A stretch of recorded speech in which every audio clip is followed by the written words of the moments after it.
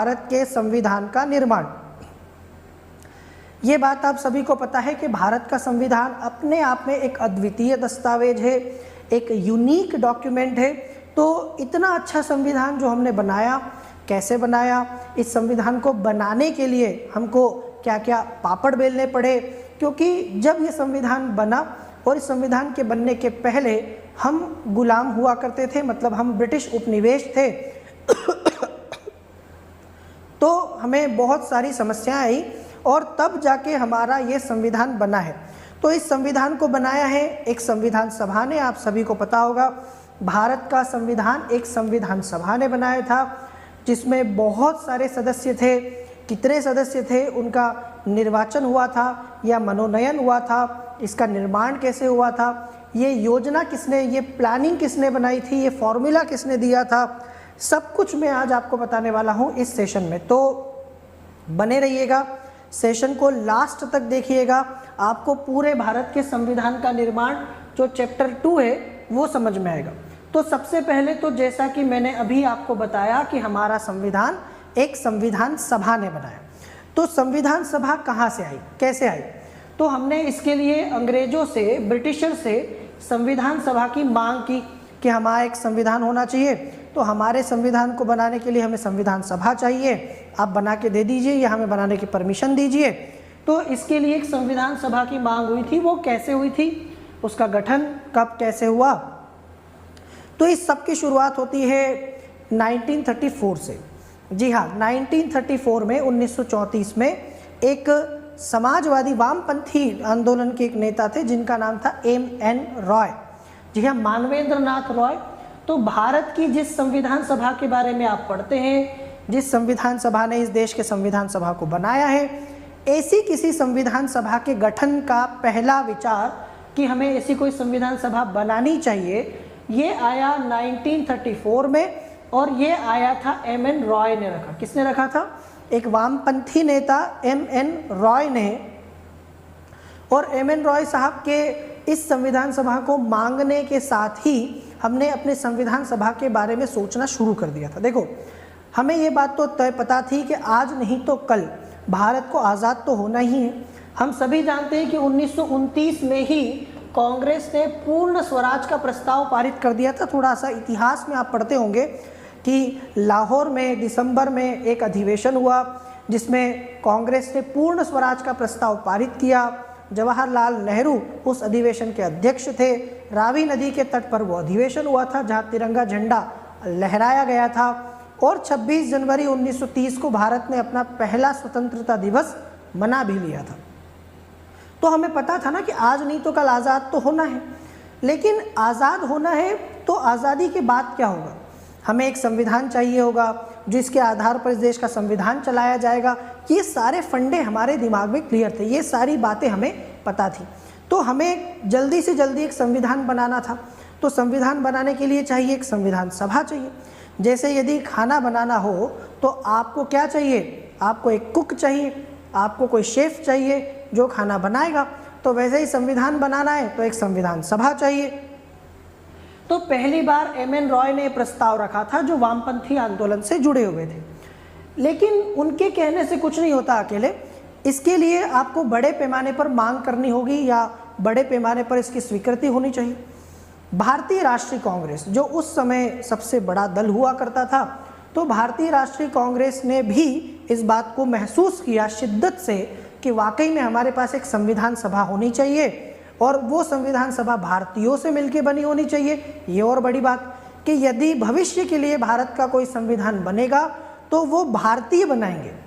अभी तक हमारे निर्णय तुमने लिए, अभी तक हमारे सारे कानून तुम लोगों ने बनाए, अब हमारे कानून हम बनाएंगे।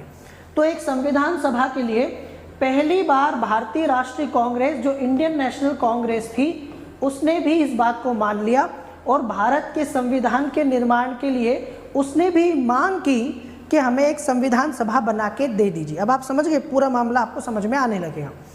अब अंग्रेज जो हैं वो भारत को न तो आज़ादी देना चाहते हैं, ना वो भारत के लोगों को अधिकार देना चाहते हैं, ये बात आपको पता है। इतनी आसानी से तो वो मानने वाले हैं नहीं।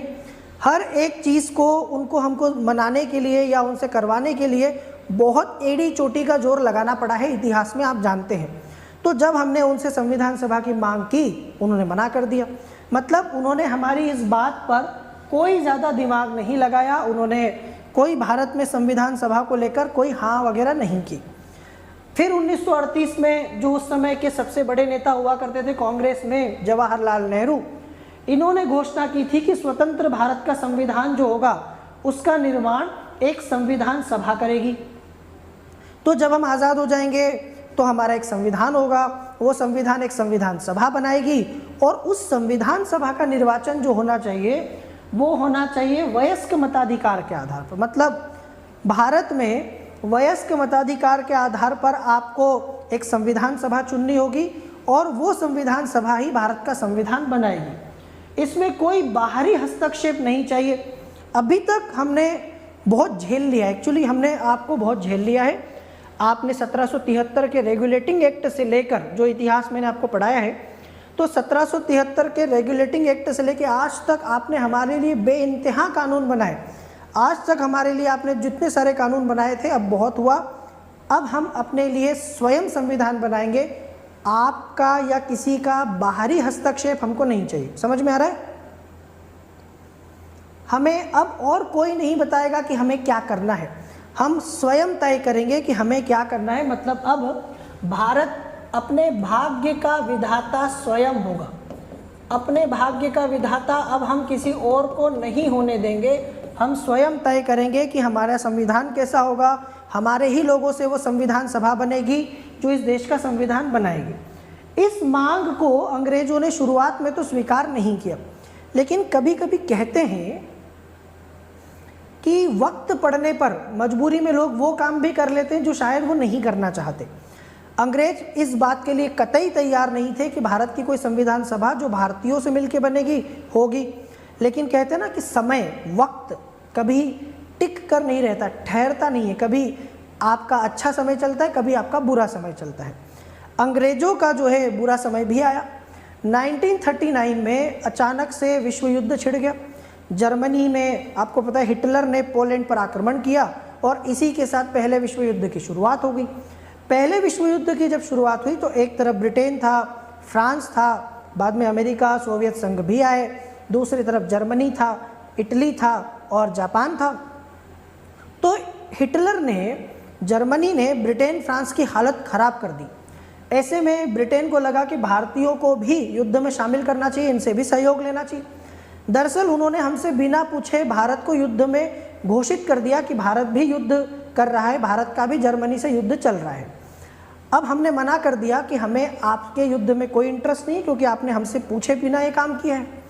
दूसरी तरफ हम आपका साथ क्यों दें? द क्वेश्चन इज कि हम आपको सपोर्ट करें तो क्यों करें, बदले में आप हमें क्या दोगे? हमने पहले विश्व युद्ध में भी आपको सपोर्ट किया था ना, याद है? पहले विश्व युद्ध में हमने आपको बहुत सहयोग किया है, बदले में आपने हमको क्या दिया? जलियांवाला बाग, रॉलेट एक्ट, 1919 का वो सड़ा हुआ, दुर्गंध मारता हुआ अधिनियम। तो अब हम आपका साथ नहीं देंगे, हम आपका साथ इसी शर्त पर देंगे कि बदले में आप हमको, हमारी मांगों को पूरी करेंगे और आप हमको स्वराज देने पर बात करेंगे, आप हमको शासन जो है पूर्ण स्वराज देने पर बात करेंगे, आप संविधान सभा के ऊपर बात करेंगे, तो हम आपको, क्योंकि हम तो खुद गुलाम है ना, हम कैसे अपना निर्णय ले सकते हैं? तो हमने कहा हम नहीं देंगे आपका साथ। आखिरकार मजबूरी में ब्रिटेन सरकार ने सैद्धांतिक रूप से स्वीकार किया 1940 में। 1940 में जब ब्रिटेन की हालत और ख़राब हो गई, देखो यदि आपको सेशन समझ में आ रहा हो, आपको अच्छा लग रहा हो, तो आप कमेंट करके बताते जाइए साथ साथ। मैं आप लोगों को देख नहीं पा रहा हूं, लेकिन आपके कमेंट्स के ज़रिए मुझे समझ में आता जाता है कि आपको समझ में आ रहा है, मेरी आवाज़ आ रही है।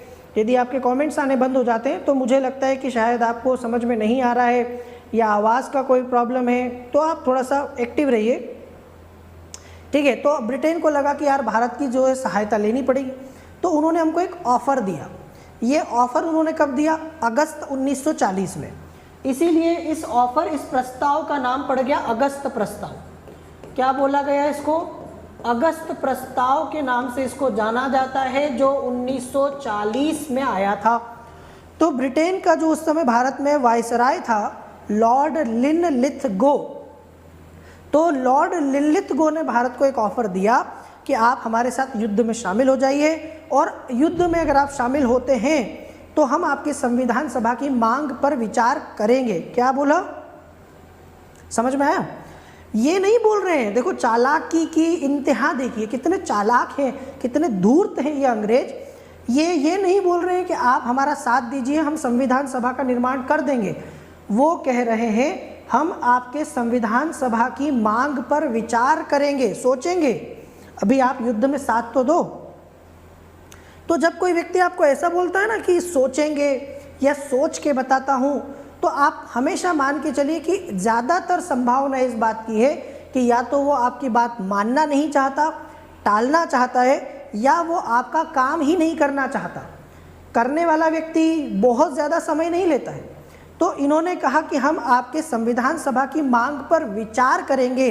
इसका मतलब है कि हमें फिर से पागल बना रहे हो, तुम कुछ नहीं देने वाले हो, तुम ये युद्ध समाप्त हो जाएगा, हम तुम्हारा साथ देंगे, और बाद में फिर वही हम आपके कौन वो वाले मोड में चले जाओगे। तो हमने कहा कि आप हमारी बात मान लो। उन्होंने कहा कि ठीक है विचार करेंगे। पहली बार उन्होंने सिर्फ इस बात पर बात किया, लेकिन हमने कहा कि नहीं, क्या होता है कि जब किसी को बार बार एक ही बात करते हुए देखते हैं ना, तो हम उसको अच्छे से जान लेते हैं। हम अंग्रेजों की रग रग से वाकिफ़ हो चुके थे, हमें पता है कि ये पागल बनाने वाले लोग हैं, ये सिर्फ मूर्ख बनाने हैं हमको। इनका ऐसा है कि आज इनका काम निकल जाएगा, कल ये फिर वही हरकत करेंगे। हमने कहा नहीं, आप लिख के दो कि आप हमारी बात मानोगे। ये लिख के तो दे नहीं सकते थे, तो फिर बात खत्म हो गई। ना हमने युद्ध में साथ दिया, ना इन्होंने हमसे आगे बात की। अब युद्ध आगे बढ़ गया। 1942 तक आते आते इनकी हालत और ख़राब हो गई। अमेरिका और दूसरे जो देश थे मित्र देश, उन्होंने इनके ऊपर दबाव डाला ब्रिटेन के ऊपर कि भारतीयों का सहयोग लो, भारतीयों से बात करो, कैसे भी करके उनको मनाओ। जब तक भारतीय नहीं मानेंगे तब तक वो सहयोग नहीं करेंगे, और इस युद्ध में हमको उनकी ज़रूरत है। तो इन्होंने क्या किया, इन्होंने भारतीयों के दबाव में विंस्टन चर्चिल, जो एक बहुत ही धूर्त प्राइम मिनिस्टर माना जाता है ब्रिटेन का, विंस्टन चर्चिल ने क्योंकि वो भारतीयों के आगे झुकना नहीं चाहता था, उसको लगा कि मैं ब्रिटेन का पीएम हूँ, मैं इतने बड़े साम्राज्य का जो है पीएम रहा हूँ, ब्रिटेन भारत में जो है हमारा गुलाम है, और मैं भारतीयों के सामने कैसे झुक सकता हूँ। लेकिन दबाव में सांप भी मर जाए और लाठी भी ना टूटे, इसलिए विंस्टन चर्चिल ने अपने कैबिनेट से, अपने मंत्रिमंडल से एक सदस्य को भारत भेजा, और उसका नाम था Cripps, Stafford Cripps. Stafford Cripps को उन्होंने भेजा था एक प्रस्ताव लेके कि चलो इस बार फिर ट्राई करके देखते हैं, और कुल मिला के उनको भारतीयों को शामिल नहीं करना है। आप समझें इस बात को, ब्रिटेन का प्राइम मिनिस्टर भारतीयों को युद्ध में शामिल नहीं करना चाहता। वो तो अपने दोस्तों को, अमेरिका, रूस वगैरह को बताना चाहता है कि हम तो भारतीयों का सहयोग लेना चाहते हैं, भारतीय हमारा सहयोग नहीं करना चाहते। ठीक है, इसलिए उसने स्टैफर्ड क्रिप्स को भेजा, और क्रिप्स को जब भेजा तो इसको क्रिप्स मिशन के नाम से जानते हैं, आपने सुना होगा, इसको फर्स्ट कैबिनेट मिशन भी बोलते हैं। तो स्टैफर्ड क्रिप्स जो ब्रिटेन के कैबिनेट मिनिस्टर थे, वो भारत आए, और उन्होंने भारत के जो है लोगों के सामने ब्रिटेन सरकार का एक प्रारूप रखा, प्रस्ताव, ड्राफ्ट रखा कि चलिए एक नया ऑफर आया है, इस बार देख लीजिए। इन्होंने पहली बार, अगर आपसे पूछे कि पहली बार भारत की संविधान सभा की मांग को स्वीकार कब कर लिया फाइनली कि हाँ आपकी एक संविधान सभा होगी, वो क्रिप्स मिशन के द्वारा। तो क्रिप्स मिशन के द्वारा इन्होंने भारतीयों की संविधान सभा की मांग को स्वीकार किया। देखो अंग्रेजों की गाड़ी बड़ी लेट चलती थी यार, बड़ी लेट चलती थी। आपने 1934 में उनसे जो मांग की थी, कांग्रेस ने 1935 में जो उनसे मांग की थी, वो मांग 1942 में जाके स्वीकार की गई 7 साल के बाद कि हाँ भारत की एक संविधान सभा होगी। तो स्टैफर्ड क्रिप्स ने संविधान सभा की मांग को स्वीकार कर लिया, लेकिन उसने पाकिस्तान की मांग को स्वीकार नहीं किया। उस समय मुस्लिम लीग ने, आपको पता है 1940 के बाद पाकिस्तान को जो है शुरू कर दिया था मांगना। तो क्रिप्स मिशन ने पाकिस्तान की मांग को स्वीकार करने से मना कर दिया। इस प्रकार से मुस्लिम लीग ने इसको स्वीकार करने से मना कर दिया। मुस्लिम लीग की मांग थी कि भारत और पाकिस्तान अलग अलग 2 स्वायत्त इलाकों में बांटा जाए और अलग अलग संविधान सभा बनाई जाए। स्टेफर्ड क्रिप्स ने पूरे भारत के लिए एक संविधान सभा की मांग को स्वीकार किया, जबकि मुस्लिम लीग को 2 संविधान सभाएं चाहिए थी अलग अलग। आखिरकार ये फेल हो गया। स्टेफर्ड क्रिप्स मिशन के जाने के बाद फिर भारतीय फिर भी युद्ध में शामिल नहीं हुए। उसके बाद आपको पता है अगस्त क्रांति हुई, भारत छोड़ो आंदोलन हुआ, और भारत छोड़ो आंदोलन के बाद विश्व युद्ध खत्म हो गया था। इसके बाद में आया कैबिनेट मिशन।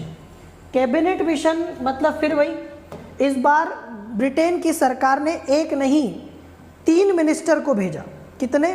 3। अपने मंत्रिमंडल के 3 मंत्रियों को, एवी अलेक्जेंडर, स्टेफर्ड क्रिप्स और पैथिक लॉरेंस। इसको भी कैबिनेट मिशन बोला जाता है, कई लोग इसको द्वितीय कैबिनेट मिशन भी बोलते हैं। तो आप ज़रा ध्यान से समझना, भारत की एक संविधान सभा होगी, इस बात को मान लिया था किसने? क्रिप्स मिशन ने 1942 में। मतलब होगी ये तो एक्सेप्ट कर लिया, कैसे बनेगी, कितने लोग होंगे, कहाँ से आएंगे, कैसे कैसे प्रतिनिधित्व दिया जाएगा, ये कौन तय करेगा? ये तय किया कैबिनेट मिशन ने। जब कैबिनेट मिशन फरवरी 1946 में भारत आया तो इसने एक फॉर्मूला दिया कि हमारे हिसाब से इस तरीके से एक संविधान सभा होनी चाहिए। तो इसी कैबिनेट मिशन के प्रस्ताव के आधार पर, सिफारिश के आधार पर भारत में संविधान सभा का गठन हुआ। समझ गए? 2 बातों का ध्यान रखिए। पहला, संविधान सभा की मांग को स्वीकार सबसे पहले कब किया? क्रिप्स मिशन के द्वारा। लेकिन क्रिप्स ने सिर्फ ये कहा था कि संविधान सभा होगी, कैसे बनेगी ये बताया कैबिनेट मिशन ने। तो कैबिनेट मिशन ने 2 संविधान सभाओं की मांग को ठुकरा दिया। मतलब इन्होंने भी अलग पाकिस्तान की मांग को नहीं माना। उसने ऐसी संविधान सभा के निर्माण की योजना रखी जिसमें मुस्लिम लीग को काफ़ी हद तक संतुष्ट कर दिया। तो अब भारत की संविधान सभा का गठन हो सकता था। समझ गए? यहाँ तक समझ में आया आपको? अब जरा देखो संविधान सभा का गठन कैसे हुआ। कैबिनेट मिशन ने संविधान सभा के लिए एक प्लानिंग बनाई, एक फॉर्मूला बनाया, और उसी के तहत नवंबर 1946 में आखिरकार अंततः भारत की संविधान सभा का निर्माण, गठन हो गया। इस संविधान सभा का जो पूरा मामला है वो समझो ज़रा, इससे बहुत सारे क्वेश्चंस आते हैं। नॉट ओनली इन यूपीएससी, सिर्फ यूपीएससी में नहीं बल्कि बहुत सारी स्टेट पीसीएस में, अलग अलग एग्ज़ाम्स में, वनडे एग्ज़ाम्स में बहुत क्वेश्चन यहाँ से आते हैं। तो संविधान सभा की कुल सदस्य संख्या पूछी जाती है जो कि निश्चित की गई 389 कि भाई इतने सदस्य होंगे। अब ये कहाँ से आएंगे, ये कैसे? अच्छा, एक चीज़ आपके दिमाग में आएगी, 389 क्यों? मतलब ये कैसे डिसाइड किया कि 389 होंगे? कोई लॉटरी सिस्टम से था क्या? क्योंकि 400 भी हो सकते थे, राउंड फिगर में 400 कर लेते, 500 कर सकते थे, 200 कर सकते थे। तो ये ऐसे हुआ कि इन्होंने 10 लाख जनसंख्या पर 1 सीट का प्रावधान किया। 10 लाख लोग होंगे ना, उनके ऊपर 1 सीट संविधान सभा की फिक्स हो गई। अब जो भारत की जनसंख्या थी उस समय वो 40 करोड़ से कम थी, 39 करोड़ से ज़्यादा थी और 40 करोड़ से कम थी। तो इसीलिए संविधान सभा में कुल संख्या हो गई 389। अब ये बात आपको पता है कि पूरे भारत पर अंग्रेजों का सीधा शासन नहीं था। कुछ इलाका था जो अंग्रेजों के नियंत्रण में था, जहां अलग अलग प्रांत बने हुए थे, और कुछ इलाका ऐसा था जहां पर राजा महाराजा रियासतें हुआ करती थी। इन्हें देशी रियासतें कहते हैं। तो देशी रियासतों को और पूरे भारत के ब्रिटिश प्रांतों को मिला के इन्होंने इस संविधान सभा का गठन करने की कल्पना की थी। तो 389 में से 296 सीट चली गई ब्रिटिश भारत को, मतलब जो इलाका ब्रिटेन के नियंत्रण में था भारत का, जहाँ ब्रिटेन का सीधा नियंत्रण था, और 93 सीट्स चली गई देशी रियासतों को। भाई राजा महाराजाओं को भी तो संतुष्ट करना पड़ेगा, रियासतें नाराज हो सकती थी, तो देशी रियासतों को दे दी 93 सीट्स। और देखो 29 करोड़ से ज़्यादा जनसंख्या इधर थी तो इनको 296, और इनके पास 9 करोड़ 30 लाख के आसपास जनसंख्या थी तो इनके पास 93। तो इस तरीके से भारत में एक संविधान सभा का गठन हो गया। अब ये कैसे आएंगे, क्या चुनाव होगा या क्या होगा? तो 296 सीटों में से 292 सदस्यों का चुनाव होगा ब्रिटेन के 11 प्रांतों से। भाई भारत में उस समय 11 प्रांत हुआ करते थे, स्टेट्स हुआ करते थे, वहाँ से 292 सदस्य आएंगे और 4 सदस्य आएंगे जहां चीफ कमिश्नर का शासन है। छोटे इलाके, कुछ इलाके ऐसे थे जहां पर चीफ कमिश्नर का, मुख्य आयुक्त का शासन था, वहां से 4 सीट। तो टोटल 292 + 4 296 सीट्स यहां से आएंगी। अब इनका कैसे होगा मामला वो बाद में बताऊंगा। देशी रियासतों के लिए भी छोड़ी गई थी 93 सीट्स। तो संविधान सभा जो है मोटे मोटे तौर पर 10 लाख जनसंख्या पर एक सीट जो है इन्होंने निर्धारित की थी, एक सीट इन्होंने आवंटित की थी। अब जरा ध्यान से समझो, इन्होंने क्या किया, जो ब्रिटिश भारत की सीटें थी उनमें निर्वाचन की व्यवस्था की गई। 296 सीटों पर चुनाव होगा। कौन चुनेगा? आम जनता नहीं, 296 सीटों पर चुनाव होगा और वो चुनेंगे उन राज्यों के विधायिका के सदस्य। मतलब हर राज्य में आपको पता है ना, एक विधान सभा या विधान परिषद टाइप का कुछ हुआ करता था। तो वहाँ की जो विधायिका है उसके सदस्य मिल के वहाँ के सदस्यों को चुनेंगे। यदि आपको ये समझने में समस्या आ रही हो तो ज़रा भारत में राज्यसभा के इलेक्शन के बारे में सोचिए। भारत में राज्यसभा के इलेक्शंस कैसे होते हैं? हर राज्य में राज्यसभा की कुछ सीटें हैं, तो वो चुनते हैं उस राज्य के विधायक, MLAs।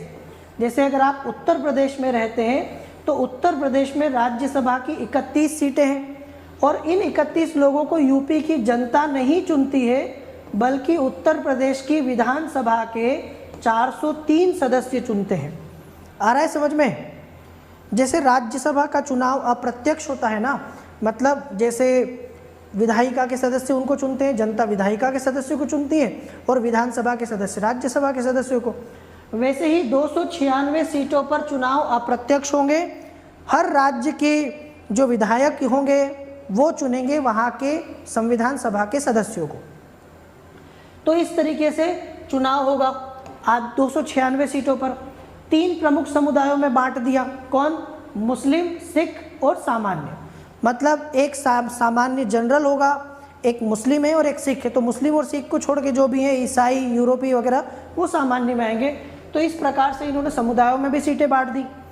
ये चीज़ मैंने आपको बता दी है कि संविधान सभा में जो सदस्य ब्रिटिश भारत से आए थे, कितने? 296। ये 296 सदस्य चुने गए ब्रिटिश भारत के प्रांतों के विधायिका के सदस्यों द्वारा। तो प्रत्येक समुदाय के प्रतिनिधियों का चुनाव प्रांतीय असेंबली में उस समुदाय के सदस्यों के द्वारा मुस्लिम को चुनेंगे, ठीक है, सिख को चुनेंगे, जनरल सामान्य को चुनेंगे। तो एकल संक्रमणीय आनुपातिक मत पद्धति के द्वारा इनका निर्वाचन हुआ था। मतलब ये जो सदस्य हैं ये अप्रत्यक्ष रूप से, अप्रत्यक्ष निर्वाचन इनका हुआ, इनडायरेक्ट इलेक्शन हुआ था। अब रही बात 93 सीट्स, राजा महाराजाओं के कोटे में 93 सीट्स आई थी, 93 सीट आई थी। तो उनके प्रतिनिधियों का चुनाव कैसे होगा? क्या वहाँ भी इलेक्शन होगा? नहीं। जो भी राजा महाराजा है, हर एक राजा को कुछ सीटें दी गई थी जनसंख्या के अनुपात में। वहाँ का राजा या जो भी प्रमुख है, नवाब, वो उतने लोगों को वहाँ से मनोनीत करेगा। समझो, मान लो कोई रियासत है, मान लो हैदराबाद एक रियासत थी, जहाँ से मान लीजिए कि 10 सीटें आएंगी पूरी संविधान सभा में, 1 करोड़ जनसंख्या है वहाँ की मान ले। तो ये 10 लोग जो आने वाले हैं, इनको हैदराबाद का जो नवाब है वो मनोनीत करेगा। अपने यहाँ से किसी भी 10 लोगों को चुन ले और वहाँ भेज दे। तो इस तरीके से आप देख सकते हो कि भारत की संविधान सभा ना तो पूरी तरह से निर्वाचित थी, ना पूरी तरह से मनोनीत थी। संविधान सभा आंशिक रूप से तो चुनी हुई थी, 296 सीट्स पर चुनाव हुए हैं। आंशिक रूप से नामांकित 93 सीट्स जो है वो नामांकित थी, लेकिन देशी रियासतों ने इसमें इंटरेस्ट नहीं लिया। दरअसल देशी रियासतों की 93 सीट्स भर नहीं पाई, क्योंकि किसी राजा महाराजा को संविधान में इंटरेस्ट नहीं था। कौन अपने पैर पर कुल्हाड़ी मारेगा यार? संविधान सभा में शामिल होने का मतलब है कि जो संविधान बन रहा है उसको स्वीकार करना, और उस संविधान को स्वीकार करने का मतलब है कि अपना राजपाट सब छोड़ दो और चले जाओ तीर्थ यात्रा पर। फिर जो है भारत सरकार या जो भी होगी सरकार, वो तुम्हारे इलाके का शासन संभालेगी। तो राजा महाराजाओं ने तो इसको दूर से नमस्ते कर लिया। राजा महाराजाओं की सीटें तो भरी ही नहीं गई, जबकि जो चुनाव वाली सीटें थी वो भर गई। संविधान सभा का चुनाव कब हुआ? संविधान सभा के लिए चुनाव हुआ अगस्त जुलाई 1946 में। तो आखिरकार कैबिनेट मिशन के कहे अनुसार, उसके प्लानिंग के अनुसार इन्होंने संविधान सभा का इलेक्शन भी करवा लिया और इस चुनाव में कांग्रेस को मिली 208। 296 सीटों में से 208 सीटें कांग्रेस को मिल गई। मुस्लिम लीग को मिली 73। समझो, मुस्लिम लीग को बहुत कम सीटें मिली जितनी उसको उम्मीद थी, और बाकी जो है 15 सीटें मिल गई छोटे छोटे पार्टीज़ को, निर्दलीय उम्मीदवार, और इनको भी मिल गई। हालांकि देशी रियासतों को मैंने कह ही दिया कि वो सीटें तो खाली रह गई, वो नहीं भर पाई क्योंकि देशी रियासतों ने संविधान सभा से खुद को अलग रखने का फैसला किया कि हम तो शामिल ही नहीं होंगे।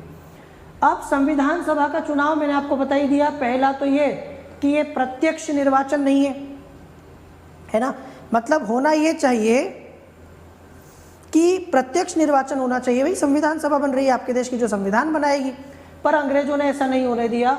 अलग अलग समुदायों में सीट बांटी हुई थी, हिंदू, मुस्लिम, सिख, पारसी, सबके लोगों को जगह मिली। महिलाएं भी है, यहाँ तक कि संविधान सभा में 15 महिला सदस्य भी शामिल हुई थी। ये आपको याद रखना है कि संविधान सभा में कितनी महिलाएं थी, कितने अनुसूचित जाति के लोग थे, कितने अनुसूचित जनजाति के लोग थे, ये सब। ठीक है, महात्मा गांधी एकमात्र ऐसे बड़े नेता थे जो संविधान सभा में शामिल नहीं हुए, मतलब बाकी सारे लोग बड़े बड़े, जवाहर नेहरू, सुभाष, जो है आपके जितने भी ये राजेंद्र प्रसाद, ठीक है, वल्लभ भाई पटेल, चक्रवर्ती राजगोपालाचारी, अम्बेडकर, सारे बड़े बड़े नेता शामिल हुए थे। अब संविधान सभा कैसे गठित हुई ये समझ में आया? 1934 में मैंने आपको बताया एम.एन. रॉय ने कहा कि संविधान सभा होना चाहिए, कांग्रेस ने मान लिया। 1942 में अंग्रेजों ने क्रिप्स मिशन में मान लिया। फिर उसके बाद 1946 में कैबिनेट मिशन का फॉर्मूला आया, उसके आधार पर संविधान सभा का गठन भी हो गया, सब हो गया, चुनाव भी हो गया, सब हो गया। अब काम शुरू करते हैं। अब काम शुरू हुआ। पहली बैठक 9 दिसंबर 1946 को हुई। कहाँ हुई? संसद भवन का, जो भारत का पुराना संसद भवन था अभी तक, सेंट्रल हॉल जो है उसका केंद्रीय कक्ष, वहाँ पर पहली बैठक हुई। अब इस बैठक को लेके कई क्वेश्चन आते हैं। बैठक कहाँ हुई? संसद भवन के केंद्रीय कक्ष में, सेंट्रल हॉल में। कब हुई? 9 दिसंबर 1946 को। इस दिन आपको पता है कि काम तो कुछ हुआ नहीं होगा ज़्यादा, क्योंकि भाई पहली बैठक है तो अभी तो दुआ सलाम होगा, नमस्ते होगा, हालचाल पूछे जाएंगे एक दूसरे से, आगे की जो है साथ में काम करना है तो थोड़ा समय लगता है। फिर उसके बाद में आपको चाहिए एक अध्यक्ष। अब आप पहली बैठक है तो आप तुरंत तो अध्यक्ष चुन नहीं सकते, तो इन्होंने पहले दिन संविधान सभा का एक अस्थायी अध्यक्ष चुन लिया, डॉक्टर सच्चिदानंद सिन्हा, जो कि उस सभा के सबसे वरिष्ठ सदस्य थे, सबसे एक्सपीरियंस्ड थे। उनको उन्होंने संविधान सभा का अस्थायी अध्यक्ष चुन लिया कि भाई आज के दिन तो कम से कम आप बैठिए, अगली बार अध्यक्ष को चुन लेंगे। सच्चिदानंद सिन्हा अस्थायी अध्यक्ष चुने गए और उसके बाद 2 दिन बाद 11 दिसंबर 1946 को संविधान सभा ने अपना स्थायी अध्यक्ष चुन लिया, बाबू डॉक्टर राजेंद्र प्रसाद को। तो राजेंद्र बाबू जो हमारे पहले राष्ट्रपति भी हैं, आपको पता है, उन्हें ही संविधान सभा ने अपना स्थायी अध्यक्ष चुन लिया। तो फिर अब अस्थायी का मामला खत्म हो गया। तो ये आपको पता होना चाहिए। पहली बैठक 9 दिसंबर 1946 को हुई और इस बैठक के बारे में एक पॉइंट ये है कि मुस्लिम लीग, हमारे एक कहावत है, खिसियानी बिल्ली खंबा नोचे। मुस्लिम लीग वो खिसियानी बिल्ली थी जिसके पास अब खंबा नोचने के अलावा कोई विकल्प नहीं बचा था। तो जब संविधान सभा का चुनाव हुआ था ना, मुस्लिम लीग ने भाग लिया था। उसको लगा था कि उसको अच्छा खासा जो है वोट मिलेगा, सीट मिलेगी। अब सीटें मिली 73।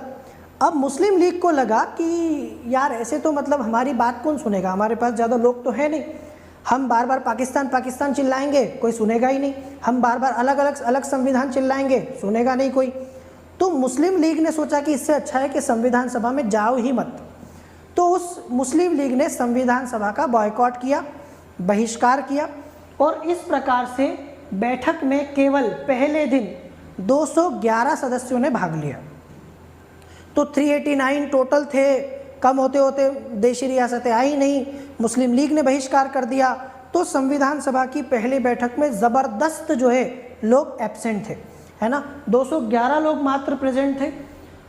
और फ्रांस की तरह इस सभा के सबसे वरिष्ठ सदस्य, ये जो मैंने आपको बताया था ना, सच्चिदानंद सिन्हा साहब को हमने अस्थायी अध्यक्ष चुन लिया, तो वो अस्थायी अध्यक्ष सच्चिदानंद सिन्हा को हमने कहाँ से, फ्रांस के पैटर्न पर, ये पैटर्न फ्रांस का था, वहाँ से हमने ये सब लिया था। फिर अगली बैठक हुई, मैंने आपको बताया 11 दिसंबर 1946, और डॉक्टर राजेंद्र प्रसाद को संविधान सभा का स्थायी अध्यक्ष चुन लिया गया। एच.सी. मुखर्जी और वी.टी. कृष्णमाचारी को जो है उपाध्यक्ष, तो ये 2 उपाध्यक्ष आपको मिलेंगे संविधान सभा में। तो संविधान सभा का 1 अध्यक्ष और 2 उपाध्यक्ष थे। अब 9 तारीख को पहली बैठक हुई, 11 तारीख को दूसरी बैठक हुई। अभी तक क्या क्या हुआ? पहली बैठक में दुआ सलाम मैंने आपसे कहा, दूसरी बैठक में एक अध्यक्ष उपाध्यक्ष आ गए। अब काम शुरू करना है। 13 दिसंबर को संविधान सभा के सामने पंडित नेहरू ने एक प्रस्ताव पेश किया कि हम इस संविधान को क्यों बनाना चाहते हैं, व्हाट्स द पर्पस, उद्देश्य क्या है, ऑब्जेक्टिव क्या है। तो 13 दिसंबर 1946 को जवाहरलाल नेहरू, जो एक बड़े नेता थे उस समय, उन्होंने एक प्रस्ताव पेश किया जिसको उद्देश्य प्रस्ताव कहा जाता है कि भाई संविधान को बनाने का उद्देश्य क्या है। तो इस प्रस्ताव को उद्देश्य प्रस्ताव कहा गया, और इसी संविधान की जो संरचना का जो ढांचा और दर्शन है वो आपको यहाँ मिलेगा। बाद में इसी उद्देश्य प्रस्ताव को प्रस्तावना के रूप में जो है स्वीकार किया गया, प्रस्तावना थोड़ा बहुत परिवर्तन करके प्रस्तावना बना दिया गया। ये प्रस्तुत, अब देखो उद्देश्य प्रस्ताव से 3 क्वेश्चन याद है, उद्देश्य प्रस्ताव से 3 क्वेश्चन आते हैं। पहला, कब प्रस्तुत हुआ? 13 दिसंबर को। किसने किया? पंडित जवाहरलाल नेहरू ने। स्वीकार कब हुआ? तो स्वीकार करने की डेट अलग है, 22 जनवरी 1947। 22 जनवरी 1947 को उद्देश्य प्रस्ताव को स्वीकार कर लिया गया। 22 जनवरी 1947 है ना, इसको 46 को 47 को स्वीकार कर लिया गया। इसी से मैंने आपसे कहा कि संविधान की प्रस्तावना बनी है, तो इसमें कोई ज़्यादा परेशान होने की ज़रूरत नहीं है। अब ये सब बात मैंने आपको कब की बताई, ज़रा सोचो। 1946 में चुनाव हुआ संविधान सभा का, पहली बैठक भी 1946 में हुई, तो उस समय तो हमारा देश आज़ाद नहीं हुआ था। मतलब ये सारा मामला आज़ादी से पहले का है। 15 अगस्त 1947 को हम आज़ाद हो गए। अब आज़ाद होने के बाद जो है आपको पता है कि संविधान सभा में परिवर्तन तो आएगा। क्यों आएगा? आप खुद जानते हैं क्यों आएगा। एक तो ये कि अब संविधान जो है भारत का, उसमें पाकिस्तान के लोग अलग हो जाएंगे, है ना। पाकिस्तान अलग देश हो गए थे, एक देश के 2 देश बन चुके हैं, तो पाकिस्तान भारत 2 देश हैं यहाँ पर। तो पाकिस्तान के अलग होने के बाद, और दूसरा भारत में एक स्वतंत्रता अधिनियम 1947 में मैं पढ़ा चुका हूँ, अंग्रेजों ने पारित किया था। तो इससे क्या चेंजेस आए? स्वतंत्रता अधिनियम से भारत की संविधान सभा में क्या प्रस्ताव चेंज आए? पहला कि जो अभी तक अपने आप को अलग रखे थे देशी रियासतों के प्रतिनिधि, धीरे धीरे वो शामिल होने लगे।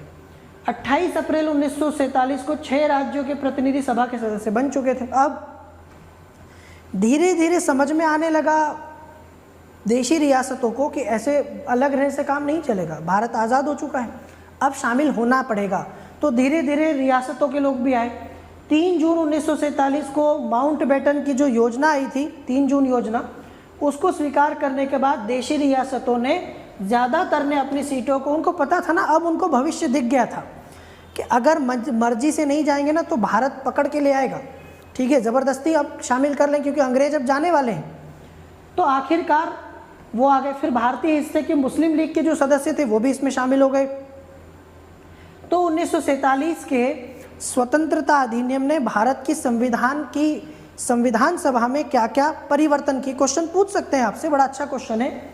पहला, इस संविधान सभा को पूरी तरह संप्रभु निकाय घोषित कर दिया गया, मतलब कि ये संविधान सभा जैसा चाहे वैसा संविधान बना सकती है, क्योंकि अब भारत आज़ाद है, संप्रभु है, अब ब्रिटेन का भारत से कोई लेना देना नहीं है, तो तुम जैसा चाहे संविधान बनाओ, अब हमें कोई आपत्ति नहीं है। इस अधिनियम ने सभा को ब्रिटिश संसद द्वारा बनाए गए या भारत के संबंध में पारित किए गए किसी भी कानून को समाप्त करने का अधिकार दिया। भाई भारत का शासन चल रहा था भारत शासन अधिनियम 1935 के आधार पर, तो क्या संविधान सभा उस अधिनियम को भी रद्द कर सकती है? बिल्कुल कर सकती है।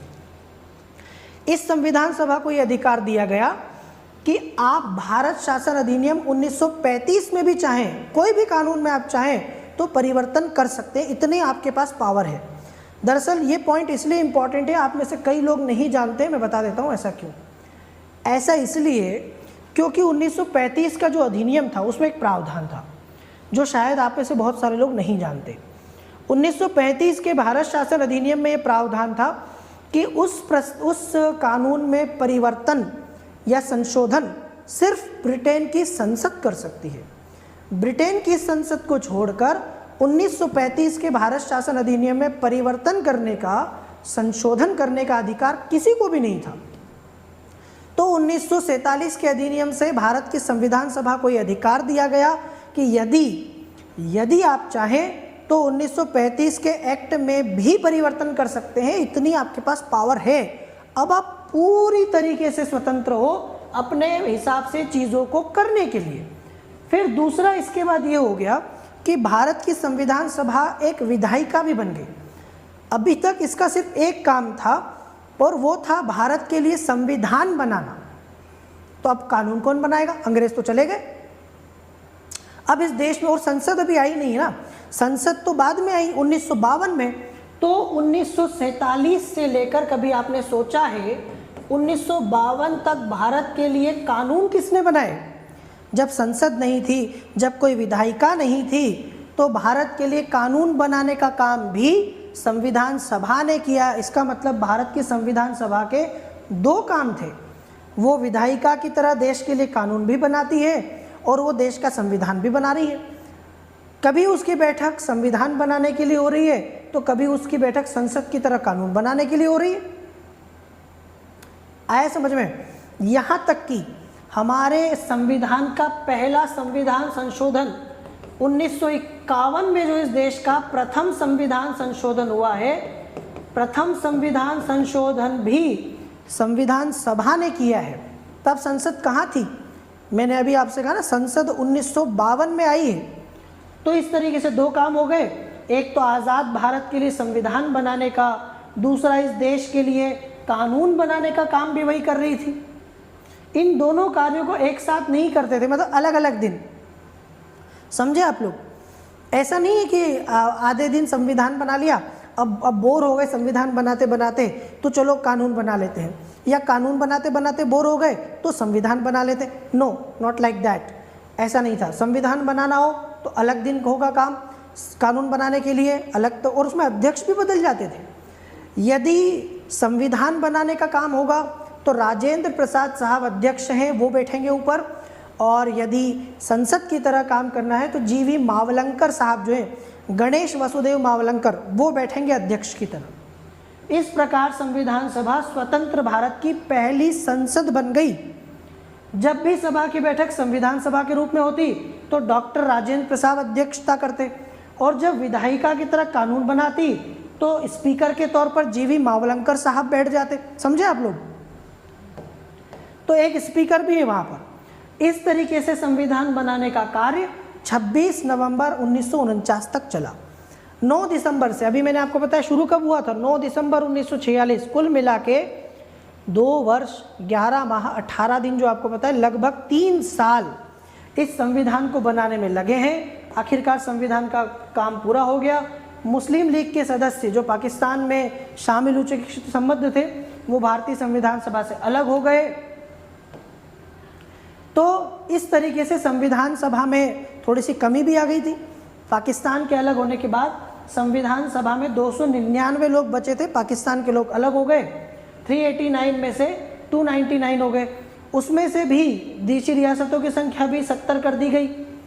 ब्रिटिश प्रांत के 229 सदस्य हो गए। ये सब आपको याद होना चाहिए कि संख्या जो है वो कम हो गई। तो इस प्रकार से भारत की संविधान सभा ने देश का संविधान बनाया। अब देखो, संविधान बनाने के साथ साथ मैंने आपसे कहा ना कि बहुत सारे और भी काम किए संविधान सभा ने, जैसे राष्ट्रमंडल कॉमनवेल्थ में भारत की सदस्यता रहेगी कि नहीं रहेगी, क्योंकि अब भारत अंग्रेजों से तो आज़ाद हो गया ना, ब्रिटिश जो है नहीं रहे। क्वेश्चन ये था कई लोगों के दिमाग में कि क्या ब्रिटेन से आज़ाद होने के बाद भी भारत कॉमनवेल्थ का सदस्य रहेगा, भारत सदस्य रहेगा क्या नहीं रहेगा, ये क्वेश्चन था। तो भारत ने कहा कि हम रहेंगे। मई 1949 में इन्होंने क्लियर कर दिया कि भारत कॉमनवेल्थ का सदस्य बना रहेगा, आज भी है, आपको पता है, चौगम का सदस्य भारत आज भी है। फिर 22 जुलाई 1947 को जो राष्ट्रीय ध्वज है, ये जो आप देख पा रहे हो ना, ये भारतीय राष्ट्रीय ध्वज नहीं, ये पुराना है। भारत का जो हमारा तिरंगा है, राष्ट्रीय ध्वज, इसको 22 जुलाई 1947 को अपनाया। ये काम संविधान सभा ने किया था। डेट पूछी जाती है, कब हमने अपने राष्ट्रीय ध्वज को स्वीकार किया राष्ट्रीय ध्वज के रूप में। फिर राष्ट्रगान 24 जनवरी 1950 को इन्होंने 3 काम किए थे। एक ही दिन में 24 जनवरी 1950 का दिन संविधान सभा के लिए बड़ा महत्वपूर्ण माना जाता है, क्योंकि एक ही दिन में संविधान सभा ने 3 बड़े बड़े काम किए। पहला कि इसने राष्ट्रगान जो हमारा है जन गण मन, राष्ट्रगान को अपनाया एक नेशनल जो है एंथम के रूप में। राष्ट्रगीत वंदे मातरम को राष्ट्रगीत इसी दिन 24 जनवरी 1950 को घोषित किया गया। और इन दोनों का अपना इतिहास है, आपको पता है, ठीक है। कांग्रेस के अधिवेशन में राष्ट्रगान राष्ट्रगीत दोनों गाए जाते रहे हैं। ये स्वतंत्रता के संघर्ष के प्रतीक माने जाते थे, देशभक्ति के प्रतीक माने जाते थे। ये आनंद मठ में मिलेगा आपको। बंकिम चंद्र चट्टोपाध्याय साहब हैं, उनकी पुस्तक में ये आपको रविन्द्रनाथ टैगोर साहब के द्वारा लिखा हुआ है। और इसी दिन 24 जनवरी के दिन भारत के पहले राष्ट्रपति के रूप में राजेंद्र प्रसाद को चुन लिया। क्या ज़रूरत थी उस दिन चुनने की, ये भी आपको पता होना चाहिए। दरअसल तय किया गया था कि 26 जनवरी 1950 को भारत का संविधान लागू हो जाएगा। अब भारत का संविधान लागू हो रहा है तो आपको पता है कि भारत एक गणतंत्र देश बनने वाला है। अभी तक भारत गणतंत्र नहीं है। 26 जनवरी 1950 को भारत रिपब्लिक होने वाला है, गणतंत्र होने वाला है। तो भारत का अपना एक निर्वाचित राष्ट्रपति होगा। तो भाई निर्वाचित राष्ट्रपति कहाँ से होगा, पहले निर्वाचन तो करना पड़ेगा। तो इन्होंने राजेंद्र प्रसाद साहब को 2 दिन पहले राष्ट्रपति चुन लिया और 26 जनवरी 1950 से भारत गणतंत्र बन गया। भारत का एक निर्वाचित राष्ट्रपति आपको दिखाई देगा। आगे समझ में? कई सारे बच्चों को तो ये भी पता नहीं होता कि भारत 26 जनवरी को गणतंत्र दिवस क्यों मनाता है।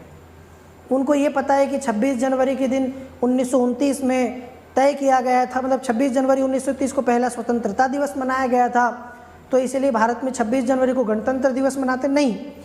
डेट को 26 जनवरी को चुनने का कारण यही था कि इस दिन भारत का पहला स्वतंत्रता दिवस मनाया गया था। लेकिन गणतंत्र दिवस क्यों? गणतंत्र दिवस इसलिए क्योंकि भारत में एक निर्वाचित राष्ट्रपति का प्रावधान हो गया और 26 जनवरी 1950 से हमारे डॉक्टर राजेंद्र प्रसाद साहब पहले भारत के गणतंत्र भारत के पहले निर्वाचित राष्ट्रपति बने, जिनको संविधान सभा ने चुना था, क्योंकि उस समय संविधान सभा ही भारत की संसद थी। यदि कोई और संसद होती तो वो राष्ट्रपति साहब को चुनती। लेकिन चूंकि अभी जैसे आजकल पता है, अभी तो संसद के द्वारा चुने जाते हैं, विधानसभा के सदस्यों द्वारा चुने जाते हैं, पर तब भारत की संविधान सभा ही संसद थी, तो उसने इनको राष्ट्रपति निर्वाचित किया। बाद में जब संसद बन गई तो उन्होंने फिर राजेंद्र प्रसाद साहब को फिर से राष्ट्रपति चुन लिया। तो संविधान बनाने में कुल 3 साल लगभग लगे, 2 साल 11 महीने 18 दिन, कुल 11 बैठकें हुई, लगभग 60 देशों का। देखो, हम एक ऐसा संविधान बनाना चाहते थे कि जिसमें कॉमनवेल्थ मीन्स क्या होता है। देखो, ब्रिटेन के बारे में आपको पता है कि ब्रिटेन ने बहुत सारे देशों पर राज किया है दुनिया में, है ना। तो जितने भी देश ब्रिटिश साम्राज्य के अधीन आते थे या जो ब्रिटेन के उपनिवेश थे, उन सबको मिला के ब्रिटेन ने ये संगठन बनाया था जिसे कॉमनवेल्थ कहते थे, जिन सब का प्रमुख ताज या क्राउन हुआ करता था। चूँकि भारत भी ब्रिटिश उपनिवेश था तो इसलिए हम भी कॉमनवेल्थ के सदस्य थे। लेकिन आज़ादी के बाद हम चाहते तो कॉमनवेल्थ की सदस्यता को छोड़ सकते थे, पर हमने ऐसा नहीं किया। आगे समझ में?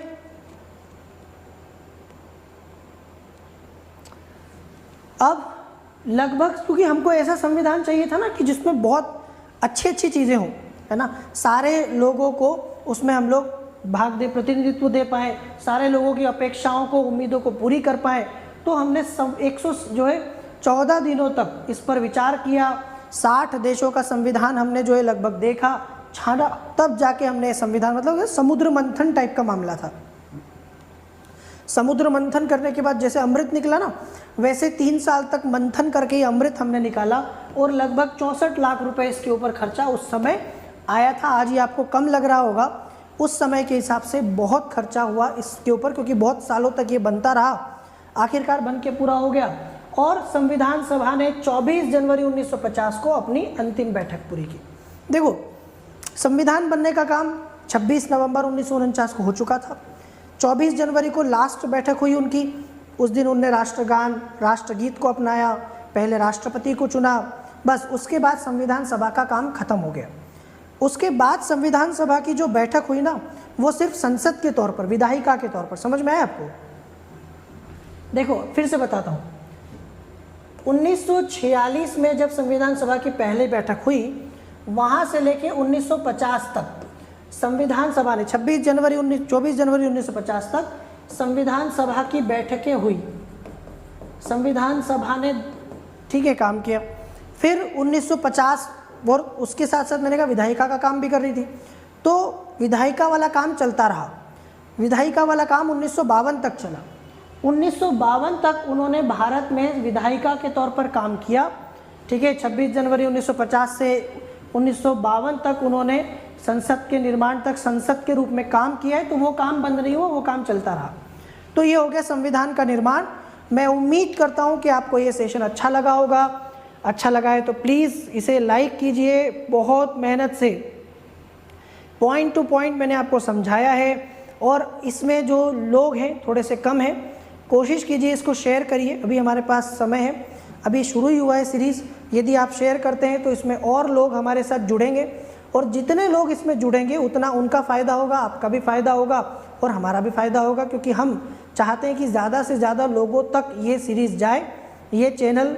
ठीक है, और ये जो क्वालिटी एजुकेशन यहाँ मैं आपको दे रहा हूँ वो सभी लोगों तक जाए, जो मोटी रकम और फीस खर्च करने के बाद भी आपको नहीं मिल पाती है।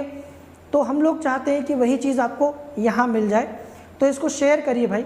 सभी लोगों से अपील है, कम से कम 3 शेयर 4 शेयर, एक स्टूडेंट भी यदि 3-4 शेयर करेगा तो आप देखेंगे 8-10 दिन में फ़र्क दिखने लगेगा। जहाँ आज 40-50 लोग आ रहे हैं क्लास में, वहाँ 200, 400, 500 लोग आएंगे। और जब इतने लोग आने लगेंगे तो धीरे धीरे आपको फिर कुछ नहीं करना पड़ेगा, चेन बन जाएगी। फिर अपने आप बहुत सारे लोग जो है इससे जुड़ेंगे। तो इसको प्लीज़ लाइक करिए, देखो आपका भी फ़ायदा है। अगर आप ऐसे शेयर नहीं करेंगे, लोग नहीं आएंगे, तो फिर हम इसको बंद कर देंगे, और बंद करने से कहीं ना कहीं आपका भी नुकसान होगा। तो प्लीज़ इसको जो है शेयर करिए, ज़्यादा से ज़्यादा आप इसको लोगों तक पहुंचाइए। इस सेशन को हम लोग बहुत सारी चीज़ें शेयर करते हैं, तो एक